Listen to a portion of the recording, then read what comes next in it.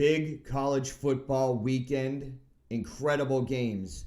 Some games we knew were going to be awesome, like Georgia Notre Dame, and other games were just dumpster fires. Some teams showed up yesterday.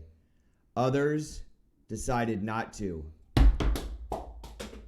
You're in the first round with Ron Dahlbeck. Let's start the show. You're tuned in to the hottest sports analysis of the week with your hosts Ron Dahlbeck and Chris Roberts. And now, here's the first round. Welcome to the first round. Yesterday was an awesome day in college football, and we got to get it started with the biggest game on the board. But before we talk about Notre Dame going on the road to Georgia, I want to welcome in my co-host, Chris Roberts. Chris, how you doing this morning? Doing good, Ron. Doing good. You know, yesterday was a great day in college football for a lot of reasons. The staff of the first round here, we got to go down to the swamp and mingle with some fans of the show, mingle with some college football fans, and just college football atmosphere is why I love college football. I mean, it's one of the main reasons I love college football. The helmets never change. There's no free agency except that portal thing now that I can't stand. And the tailgating is awesome. The atmosphere is awesome. The marching bands are awesome. And it was just a great experience to get out there with other people that love college football yesterday. Yeah, it really was. I mean, to sit there and talk to Tennessee fans, and, they were so hyped up. We're going to pull this off. We're going to do this. We're going to do that. And then the letdown to be around campus and see all the drunk Tennessee fans, the Florida fans rubbing it in their face. It was just a great atmosphere yesterday. You know, I really think that we should be like College Game Day and just take the show on the road and take the staff on the road a couple times to, games down here in the South just to get a variety of yesterday. I mean, what was happening yesterday at the Swamp was happening at 50 other places around the country, unless you get far out in the West, and then they start tailgating about 3 hours before the game, not 4 days before the game. Right. But let's get to the recap of all the big games that happened in college football yesterday. It's got to start with Notre Dame going on the road to Georgia. I thought Notre Dame was way overmatched, but I gave you my 5-star Millennium pick of the century teaser. I said take Notre Dame plus the 21.5. If you listen to me, you're cashing a check this morning because Notre Dame kept it close until the fourth quarter. But I really thought that it was an overmatched game where Georgia just took it to Notre Dame most of the game in a physical aspect. I think that in the second half they just decided to turn it on. There was 93,000 people in Athens yesterday watching this. Chip Kelly goes to 3-8 against top 10 teams, and here's the stat of the day. Notre Dame 8-29 against top 10 teams since 1996. That was the year that Lou Holtz left. I'm not surprised because when you look at the past 30 years of Notre Dame football, it's all the guys from the 50s. They're still holding on to some tradition that's just not there. Every time Notre Dame plays a big team, they're terrible. Pretty much. I mean, you look at this Georgia defense last night. They actually came to play. Crazy stat. They held Notre Dame's rushing defense to 46 rushing yards. 46 rushing yards. That's not going to get it done when you're playing in the SEC. The next big game on the board might be the last big game for Jim Harbaugh. Michigan goes on the road to Camp Randall, and Wisconsin absolutely dominated them 35-14. It wasn't even that close. My preseason Heisman front runner, Jonathan Taylor, went berserk for over 200 yards on 23 carries. He had 2 touchdowns. The big story that sums up everything for Michigan is they were 0-11 on third down. What's new? 4 turnovers. Shea Patterson is out. The experiment is not working. They brought in a backup. They couldn't get the offense working. The whole story, though, is about Wisconsin. Wisconsin's a solid team. They've got, I think they've got one of the best coaches in the Big Ten, in Paul Chryst, and taking Michigan to the woodshed doesn't even describe what happened yesterday. It was a complete annihilation. Jim Harbaugh is in over his head. I think the experiment with him and Shea Patterson is over. One second. I hear a phone ringing. Hello? Oh, fat lady? Hey, you're right on cue. Yeah, hold on. Jim is in the other room. I'm going to connect you through right now. That's your cue, Jim Harbaugh. You can take all the money you took from Michigan and head on down the road. The next awesome big game in the schedule yesterday that was awesome was Auburn going on the road in front of 101,000. You know, when I saw the helicopter shots, it didn't look like it was completely sold out at Texas A&M. But I'll tell you what was sold out, the defense of Auburn. Auburn's defense looked lights out yesterday. They get it done on the road, 28-20 against Texas A&M. 391 yards for Texas A&M at home, and you still lose. The front four of Auburn was the story. I told you got to be suspect of Bo Nix. Bo Nix goes 12 for 20 for 100 yards. What kept him in the game was 193 yards rushing. Gus Malzahn is a better coach than most people think. I don't know why there's still stories about him being on the hot seat. It shouldn't be the case. The one that's on the hot seat is Kellen Mond, the quarterback for Texas A&M. I mean, you got to show me something at some point. Why is he the starting quarterback there? He's never won a big game, and he's never been a A-plus, lights-out type quarterback. He doesn't. I don't think he's got good management skills and passing skills. How many times yesterday was he overthrowing his wide receivers on simple 10-yard out routes? It's crazy. Auburn keep him in the top 10. They get it done on the road at Texas A&M. The game that the staff and I were at yesterday, Florida gets it done at home in an impressive victory, 34-3 against Tennessee. Kyle Trask, was the story for Florida yesterday. And I think Florida's defense really showed up. I don't want to hear everybody saying, well, it was against Tennessee and they're not very good. It was against Tennessee. They're not very good. In fact, Jeremy Pruitt after the game had a quote, "We're not good enough to beat good teams unless we play mistake-free football." Well, that wasn't the case. Jared Garantano barely throws for 100 yards. It doesn't get any better for Tennessee. Their next three games are against Georgia, Mississippi, and Alabama. Hello, can someone say you're looking at 1-6? Florida has a really good tune-up game against Townsend. I think they'll take care of them, but the story was Florida looked really impressive, and the offense looked really smooth. Dan Mullen gets a big win at home. The next big game is the primetime game, Oklahoma State going on the road to Texas. This was a back-and-forth matchup that showed off my number 2 Heisman, Sam Ehlinger. I love Sam Ehlinger. Texas gets it done at home against the Cowboys, 36-30. Both teams go for almost 500 yards in total offense. That was amazing. Sam Ehlinger, 20 for 28, 281 yards, 4 touchdowns, 1 interception. It wasn't mistake-free football, but it was a quality football game. I think Texas deserves to be talked about in the top 10 now. They've just got to get their defense shored up, but Tom Herman has definitely got them back in a big way. Friday night, if you watched our game, I gave you Utah. Take Utah minus the points. I thought their defense would lock down USC. The game starts, and USC's third-string quarterback goes down. They have to bring in Matt Fink, a fourth-string quarterback, and I was completely wrong about Utah. I was completely wrong about them showing up. I was right about Kyle Whittingham being a great coach, but they simply were not ready for this game. Against a fourth-string quarterback, USC goes for 351 yards passing. Matt Fink, fourth-string quarterback, against a defense that was 13th in the country. Somebody's got to tell me what's going on with Utah. I mean, they just were not ready for this game. USC gets it done at home, 30-23. This is despite the fact they gave up 445 yards in total offense.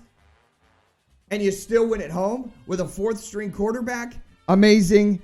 Utah, the story with them is they couldn't get it done in the red zone. They just would go down the field. The offense was moving, obviously, with over 400 yards. But when they got down the red zone, they couldn't make it happen as far as getting into the end zone instead of trying field goals, one of which was blocked.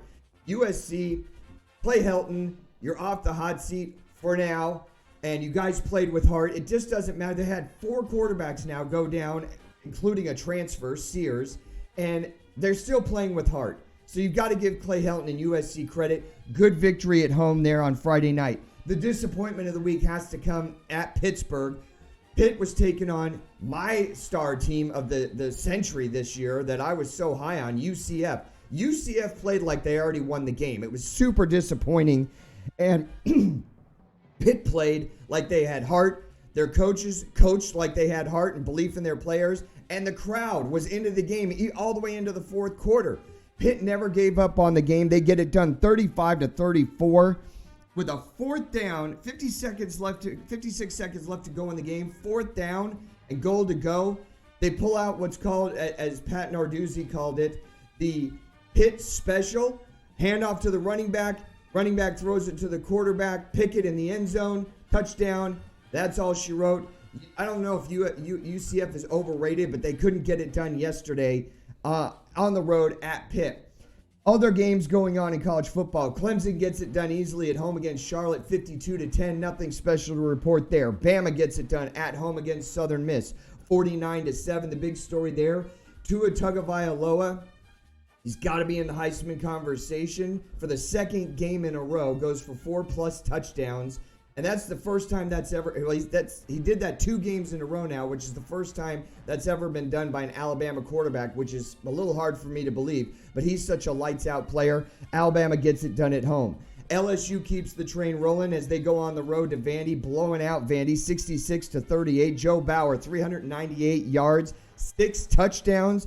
Their next stop is at home against Utah State. Keep the train rolling there with Ed Orgeron and the LSU Tigers. Ohio State at home against Miami of Ohio, 76-5.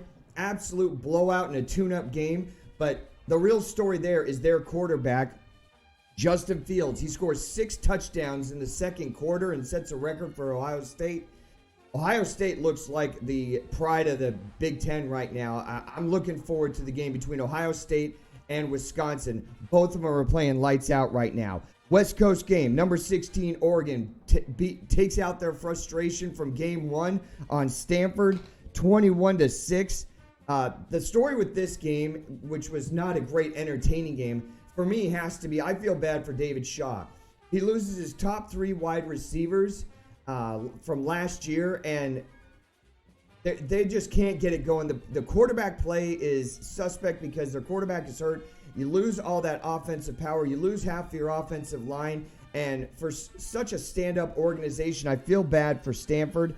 But they lose it to Oregon. Oregon gets it done and keeps rolling. They're 1-0 in the Pac-10. This has to be the absolute upset story besides UCF of the whole college football weekend. The Fighting Chip Kellys go into Wazoo and beat Washington State 67-63 in a non-overtime game. Non-overtime, regular game. There's 2 stories here. One, UCLA somehow didn't manage to quit during the game and gets the victory. The other story, the quarterback for Washington State, Anthony Gordon, goes for 9 touchdowns at home and still loses. I'll give you a pat on the back. UCLA was down 32 points in the third quarter. They come back to score 29 points in the fourth quarter. They get the win 67-63. Other games around college football of note, Colorado goes on the road to Arizona State, takes care of business 34-31. The story there, I really love the head coach of Colorado, Mel Tucker. He goes to 3-1 overall on the season. They've got a bye, and then they take on Arizona at home. Michigan State takes care of Northwestern 31-10 in a bounce-back game after losing last week at home to Arizona State. My favorite team, the Fighting Army. Yes, Army goes to 3-1 on the season, 52-31 over the Fighting team from Morgan State. I know it's a directional school, but I'm just so in love with Army. I mean, they've been off the radar for so long that I just love that they're finding success. What happened to Kentucky? They absolutely fell off the table after having a great performance at home in Lexington against Florida last week. They go on the road to Mississippi State and get it handed to them 28-13 in Stark Vegas. Missouri, in a game that somebody had to win, at home, takes care of South Carolina 34-13. And then a sad note for the SEC, San Jose State goes into Arkansas, beats the Razorbacks 31-24. Arkansas goes to 2-2 on the season. But how do you lose to San Jose State at home when you're an SEC dominant team? I don't know how that happens.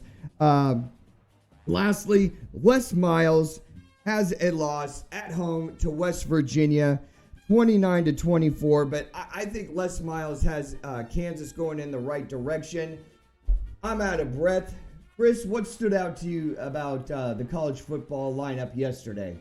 What stood out to me was Chip Kelly actually coaching his team to a victory. I mean, you had Dorian Thompson, who couldn't pass the ball accurately the first week of college football to save his life. This guy goes for 500, and he goes for over 500 yards yesterday with 7 touchdowns. He had 2 on the ground, 5 in the air. Great coaching job by Chip Kelly. Then we look at Clay Helton the other night against Utah. I wouldn't have never expected him to bring in a 4th-string quarterback to go for over 300 yards. Offense took off. Great job, coach. And finally, Willie Taggart makes a smart decision bringing in Alex Hornibrook yesterday. James Blackman struggled. He came in. He threw for 2 touchdowns. Had a quarterback rating of 215 and went for over 260 yards. Great job for all these coaches that were on the hot seat this week. Yep. I mean, the Chip Kelly one just blows me away when you're down 32 points in the third quarter. I mean, if you're Washington State and you're Mike Leach, you might want to stop talking about mascots fighting each other and who would win and get your defense tuned up, because it's not exactly tight like a violin string right now when you give up over 60 points to UCLA in a home game. Right. Yeah. I'm sitting here. I was stunned too. As I look at this score, I'm like, who's playing defense and where or how? I mean, is there any safeties and there any linebackers?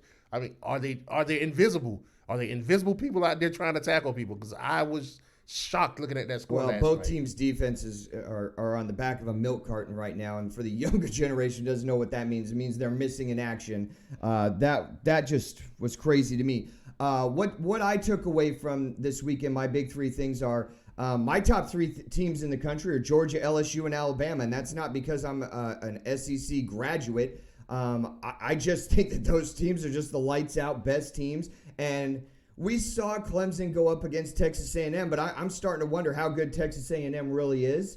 And so I'm just not going to put Clemson, even though they're ranked number 1 right now, in those top 3 teams. I don't believe in the ranking systems as they work right now. If a team that's, we talked about this on Friday night's show, a team that's ranked 10th and they play an average game, and the 9th ranked team plays a ranked team and beats them, road or home, the 9th ranked team should move up. I don't believe in just keeping people where they're at if their performance doesn't dictate that they should stay there. So my top 3 teams right now, it's got to be Alabama 1, LSU 2, Georgia 3, and then I got Clemson at 4.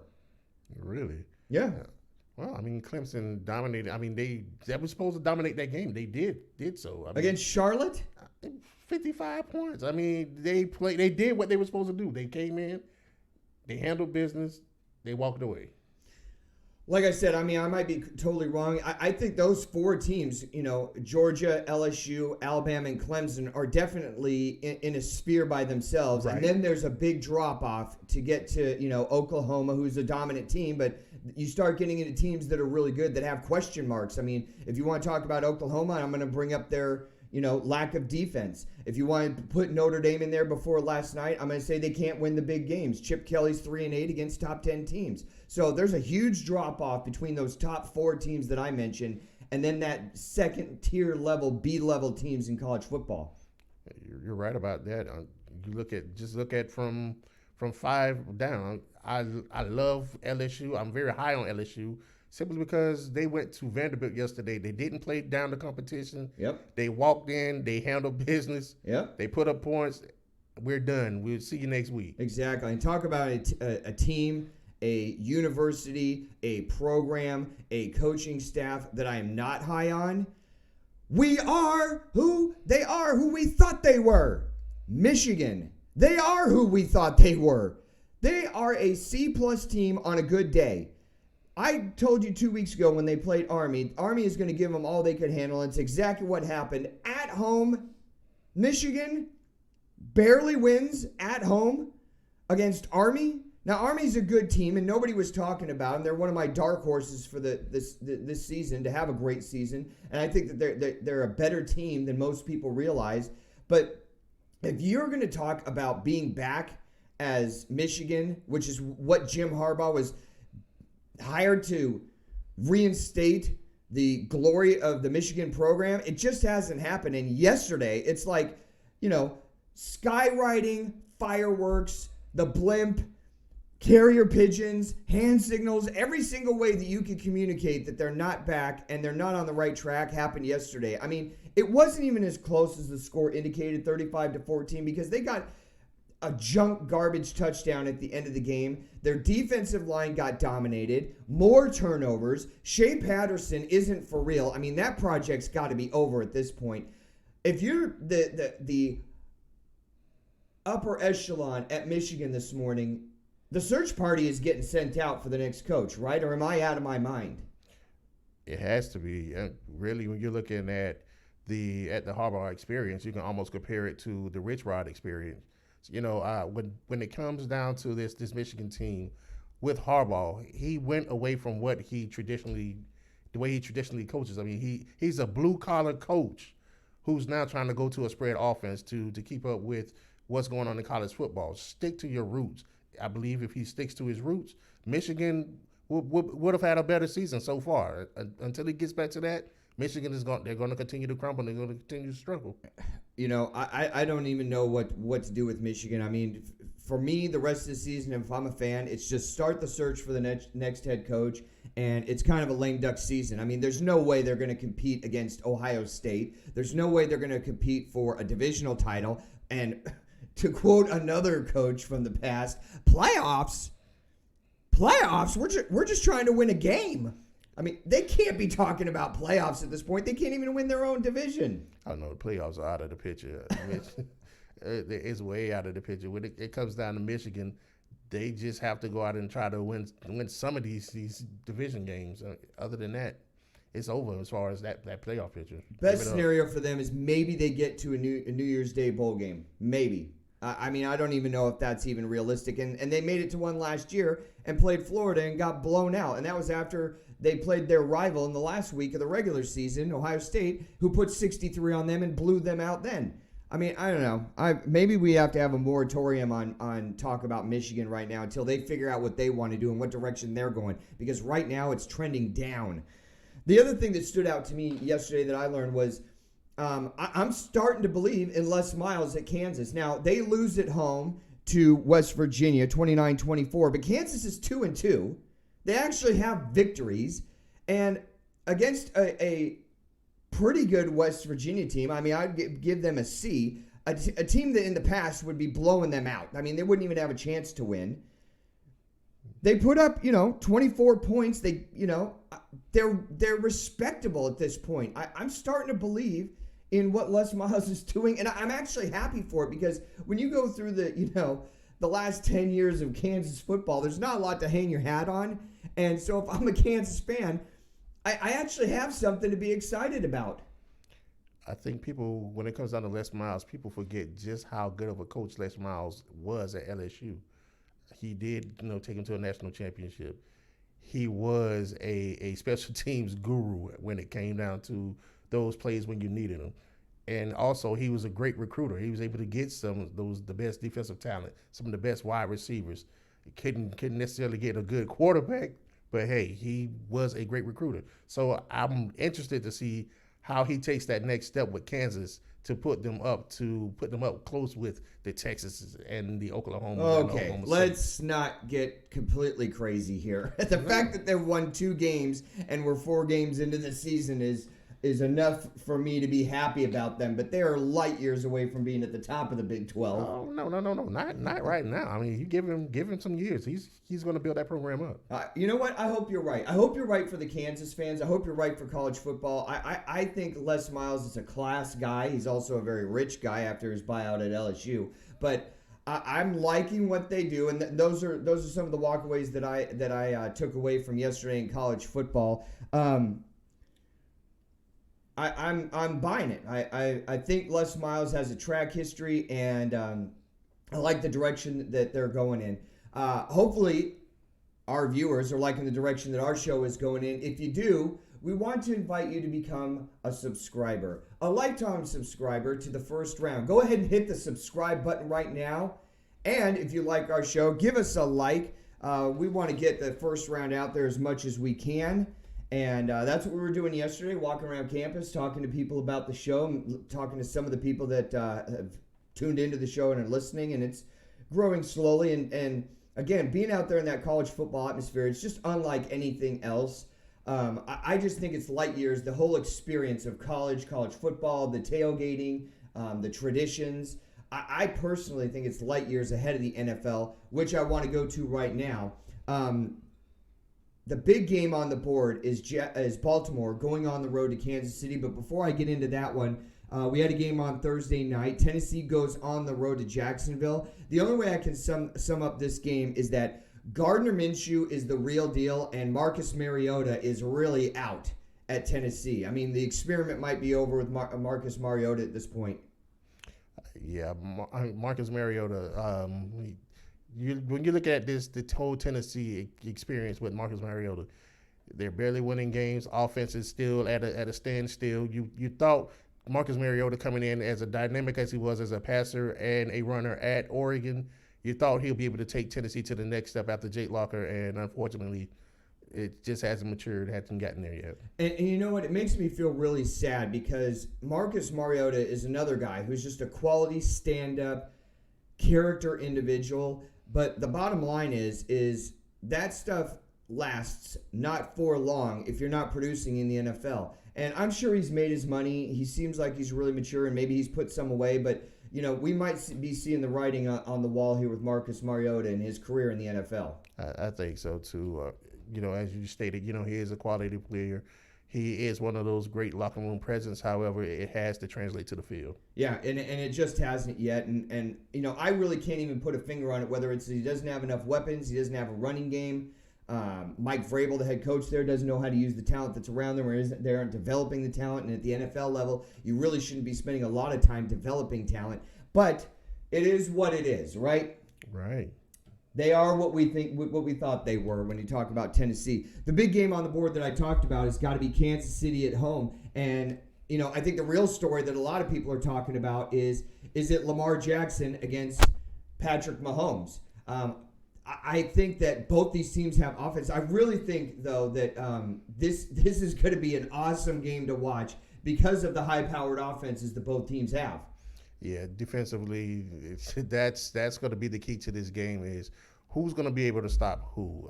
You look at Patrick Mahomes' numbers, his numbers actually looking a little bit better than they did last year. You know, he's on pace right now to throw for 56 touchdowns. Could he do it? I don't know. I mean, you have Tyreek Hill that's still out. You still have Travis Kelce still, you know, catching passes at tight end. So we're going to see.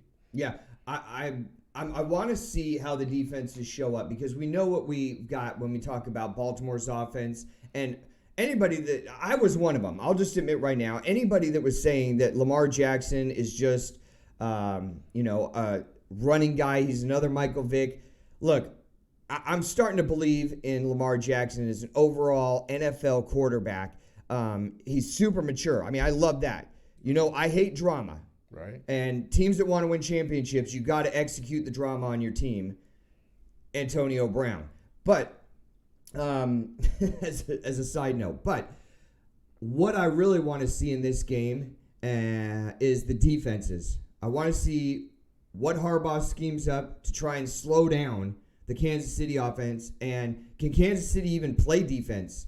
That's been the whole story with them the past 3 years has been, you know, is their defense going to show up? And if it does, what are we going to see out of them? Exactly. You know, but I'm not necessarily high-strung on Lamar Jackson yet. I want to see how he handles that pressure situation now that you have somebody who can score point for point, and now you have to match that intensity on the offensive side of the ball. You know, I mean, Lamar Jackson had accuracy issues. I want to see, you know, do those creep back up. That's the key to the game for me. Yeah. It's easy to say this is going to be a high-scoring affair and it's going to be an offensive shootout, but my interest level is really going to be to see how the defenses attack each other in this game, and I'm interested in how the game plays out. I mean, I think this could be a close game. I can't see Kansas City blowing them out in this game, but that's something I definitely want to tune into because that's my number one game on the board. The next game I wanted to talk to is the LA Rams are going on the road to Cleveland. Two totally different teams. You've got both teams with talent. Both teams with young coaches, but one team is very mature. The other one is not so much. One team has a very mature coach who has already taken his team to the Super Bowl. The other team, not so much. What are you looking for in the Rams going on the road to Cleveland, Chris?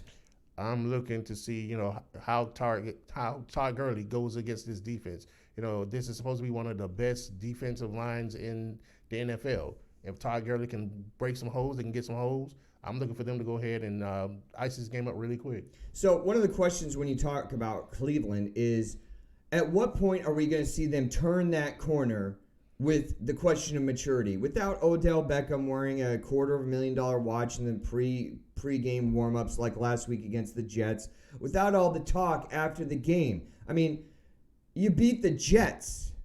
They're one of the biggest dumpster fires in the NFL. I wouldn't be doing a lot of talking. And, so for me, I look at it and say, when is Cleveland going to turn the corner and be a mature team? Because you got to have talent, you got to have coaching, and you got to have the maturity factor.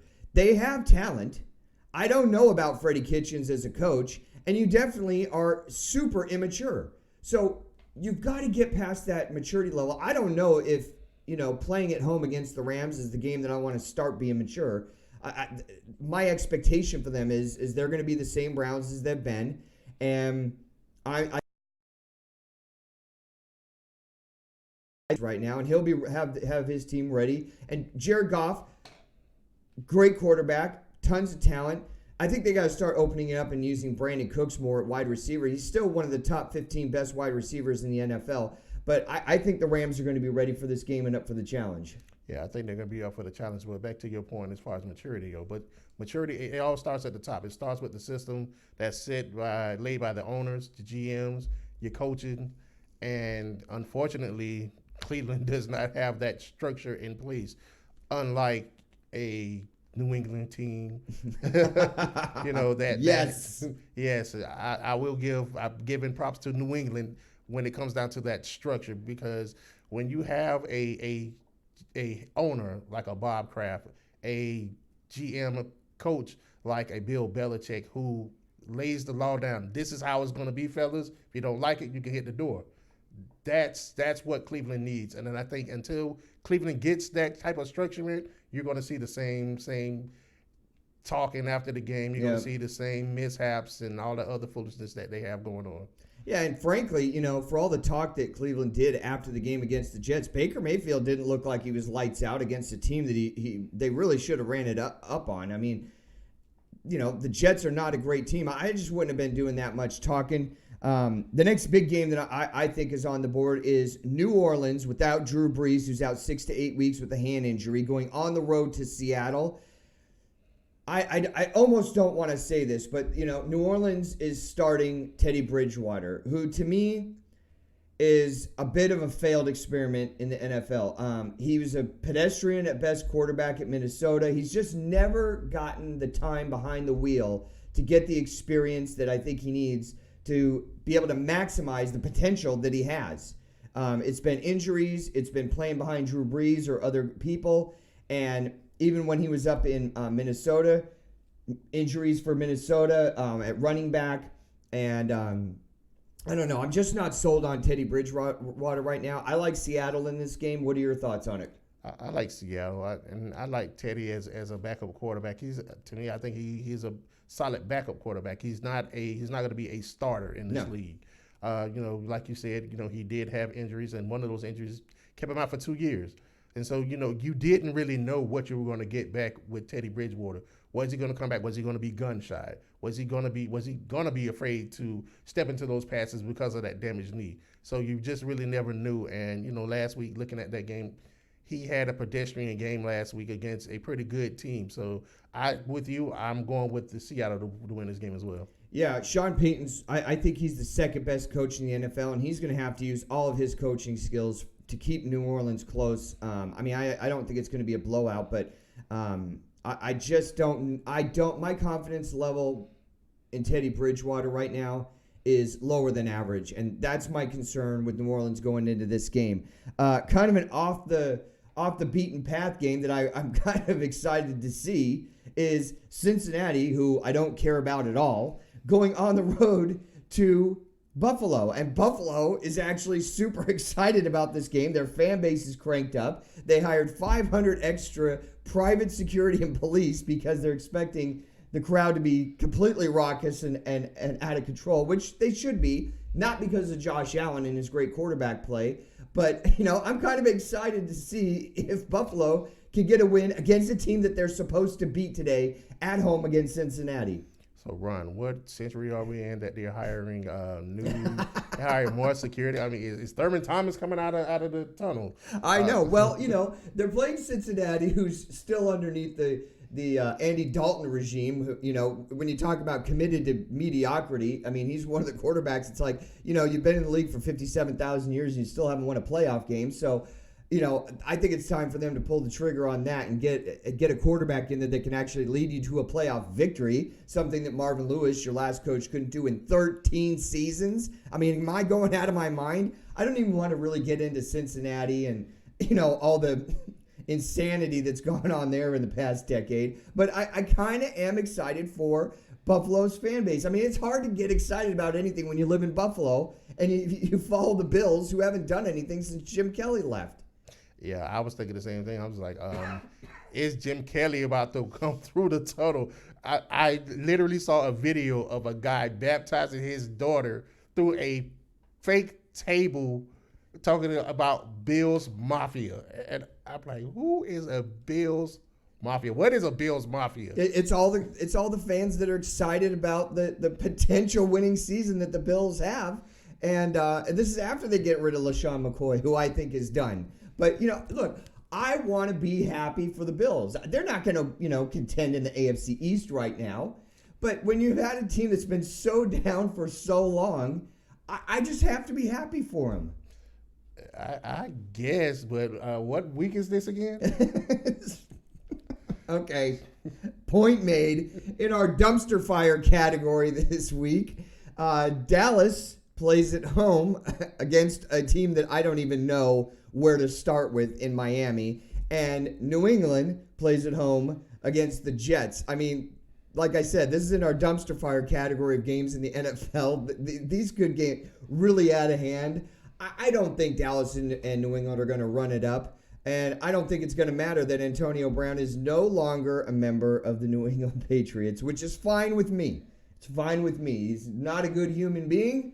And whether he did this stuff or not, whether he's on the team or not, it is not going to move the meter at all with New England. I think both of these teams win. There's really nothing for me to look forward to, and it's just like a free spot on the bingo board for both of these teams. Yeah, I'm actually surprised that Miami is still fielding the team, being that everybody wanted to be traded last week.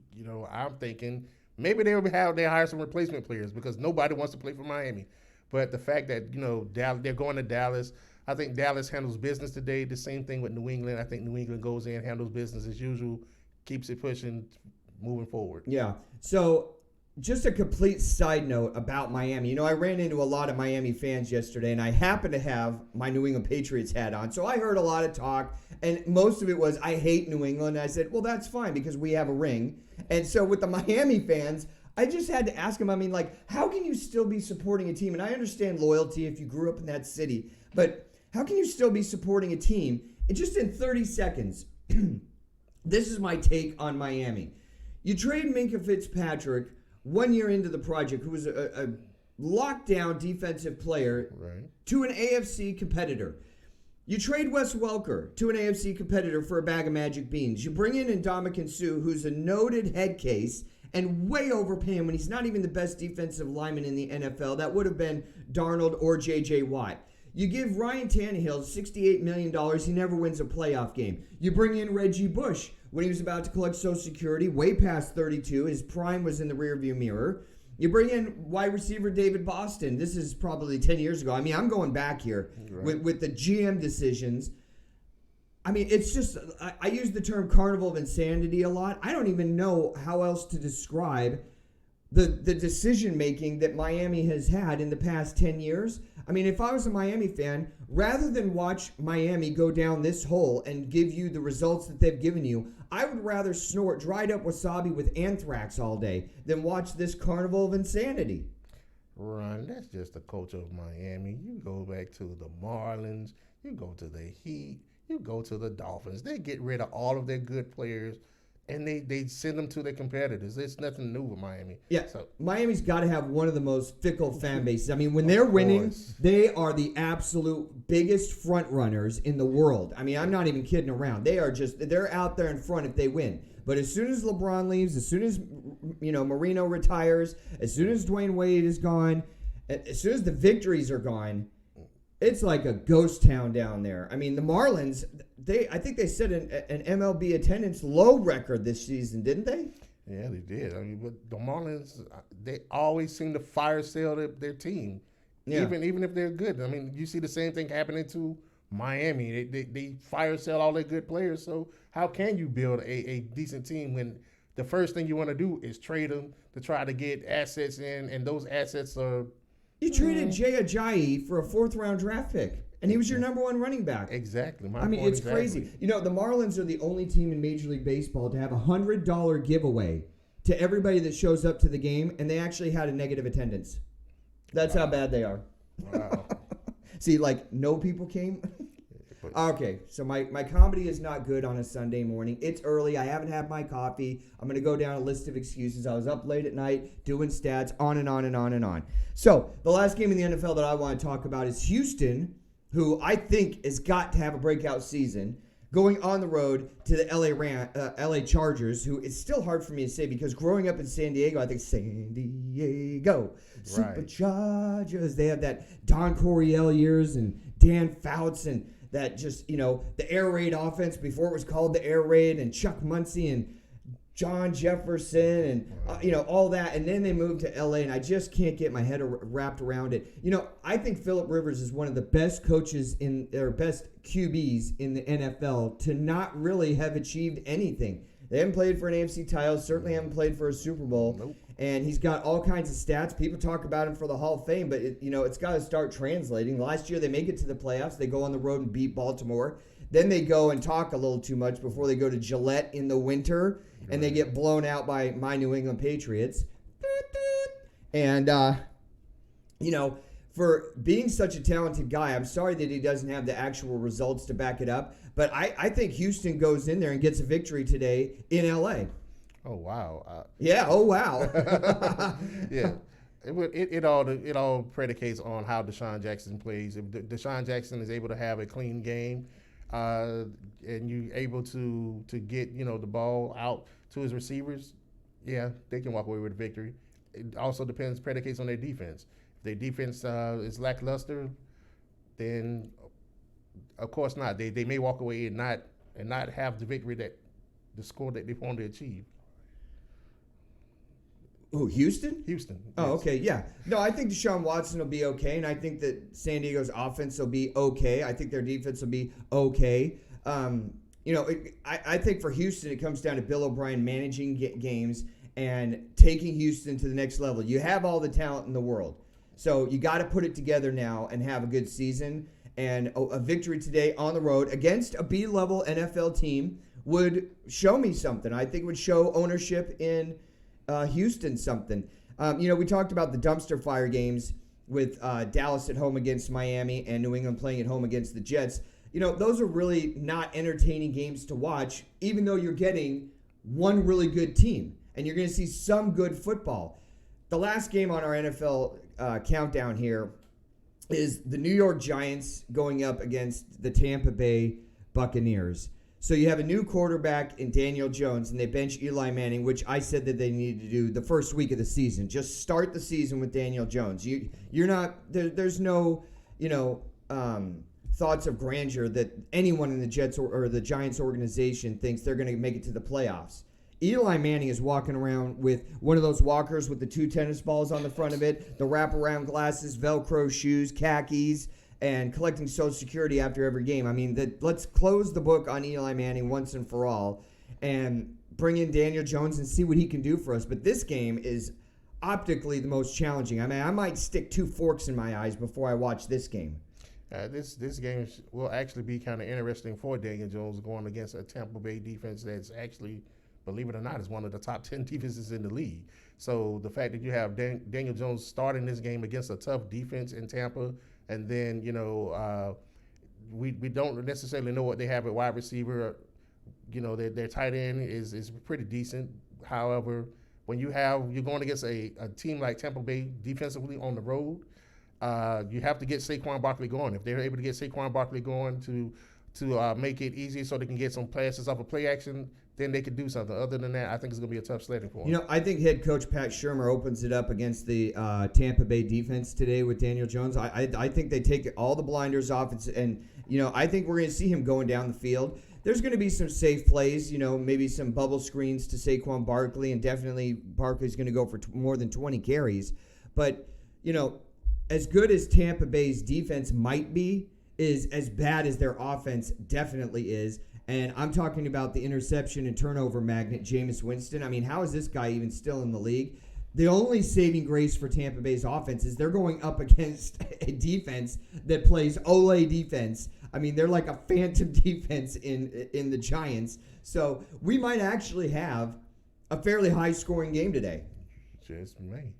Just may have well, that. And that's why you're the best right there. The best. I'm going to take the Giants on the road. I think that Daniel Jones is going to have a breakout game, and that is it when it comes to the NFL this week. Other things going on in the world of sports this week, Chris? Well, we have my Yankees winning 7-2 yesterday. All right, thank you for that. The next story with the other things going on in the world of sports. The Red Sox are still the world champs, and until they get beat, I don't want to hear about your Yankees. What else is going on in the world of sports, Chris? We're also I heard that Nick Saban, he finally comes out and regrets leaving LSU to go to the pros.